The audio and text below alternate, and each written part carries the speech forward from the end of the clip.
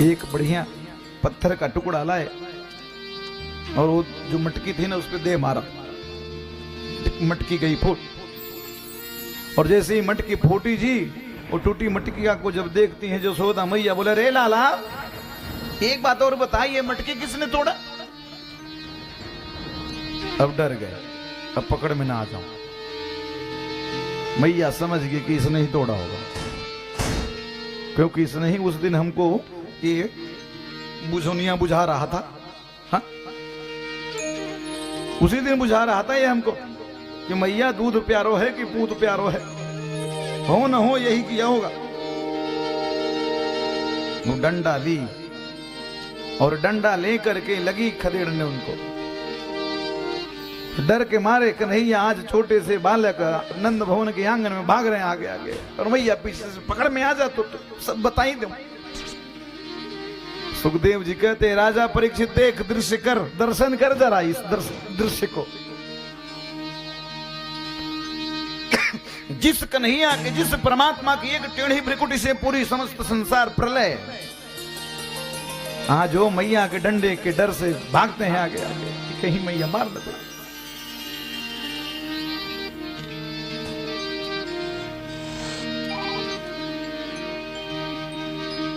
लेकिन कभी नजदीक आते, कभी दूर चले जाते। अब तो कहना क्या है, मैया कहती है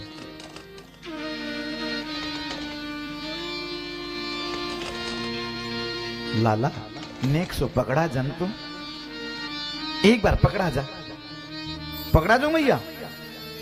हाँ हाँ पकड़ा जा ना, अब मैं थक गई हूं, अब नहीं तुम्हें खदेड़ सकती मैं, अब पीछा करने लायक मैं नहीं हूं, बूढ़ी हो गई हूं ना। भगवान थोड़ी सी नजदीक होते हैं, फिर मैया जैसे ही डंडा लेकर तैयार होती है फिर भगते हैं। परमात्मा बंधन में आ नहीं पा रहे,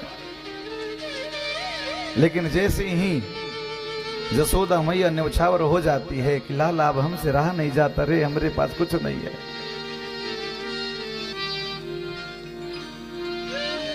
जब अपने आप को सर्वस्व न्यौछावर कर देती है, हार मान लेती है, तो भगवान पकड़ में आ जाते हैं। और पकड़ने में उनका हाथ पकड़ में आ जाता है जी, और हाथ पकड़ करके उखल है उसी में रस्सी के द्वारा बांध देती है। रस्सी का एक नाम दाम है, दाम मतलब रस्सी होता है, उसी दाम से बांध देती है रस्सी से, और बांध करके अपना काम करने लगती है।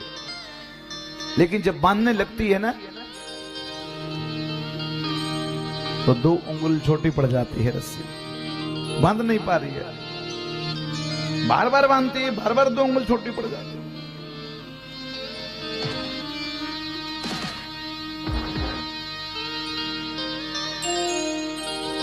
भगवान कहते हैं मैया क्या हुआ? बोले तू बंधता नहीं आज, इतनी बड़ी रस्सी है। बोले मैया बांध के देख ना। अरे मैं बांध रही हूं, मैं बांधते बांधते थक गई। भगवान ने मन ही मन कहा है मैया दिमाग लगा के बगैर हमें बांधोगे तो मैं बंधने वाला नहीं हूं। भगवान के काम में बुद्धि लगाने की आवश्यकता नहीं होती, केवल भाव। मैया ये द्वैत बुद्धि और अद्वैत बुद्धि,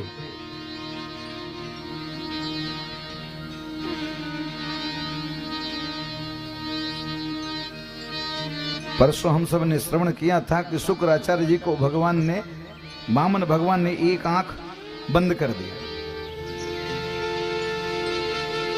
उसका सीधा सीधा मतलब ये है कि भगवान कहते हैं कि किसी को भी 2 दृष्टि से मत देखो, एक ही दृष्टि से सबको देखो।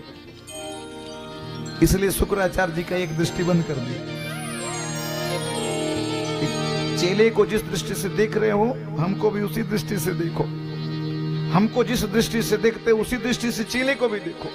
दोनों की अलग अलग दृष्टि नहीं होनी चाहिए। एक समान भाव रखो।